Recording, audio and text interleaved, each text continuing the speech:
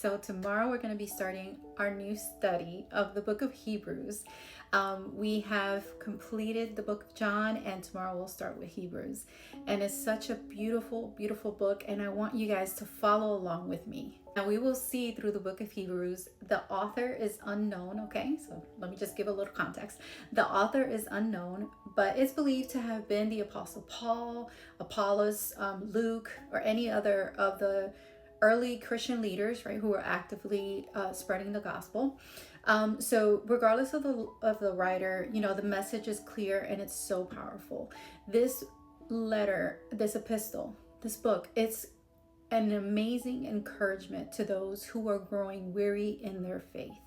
This specific audience had to do with Jewish Christians who had endured and persevered through the persecution at the beginning, and now they were growing weary and they were wondering, maybe we should go back to the former form of worship, and they would still be serving God.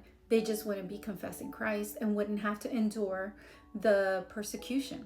But here the author does something so beautiful, which encourages them to realize that Christ is better than the older form of worship that they were doing. Christ did something different. Christ is bigger, it's greater than the angels. Christ is greater than the old ways of worship. Christ is greater than Moses. Christ is greater than the prophets. Why? Because they were instructed by God, but here is Christ in his image, in his likeness, in his glory, in his splendor.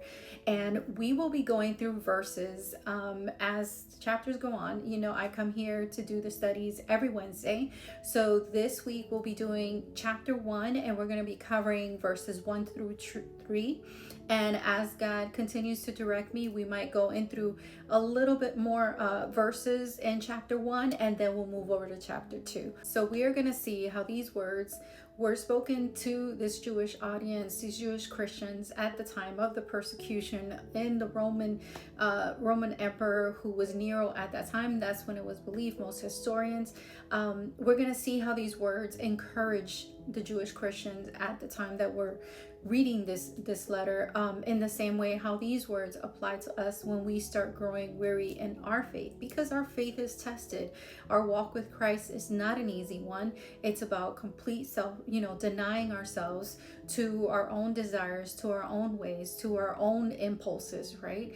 And we're directed and guided by the Holy Spirit to do God's perfect and approved will. So this is not easy, and sometimes we can grow weary. So these words that were spoken to these Jewish Christians are now here for us to serve as an encouragement for us when we start growing weary in our faith.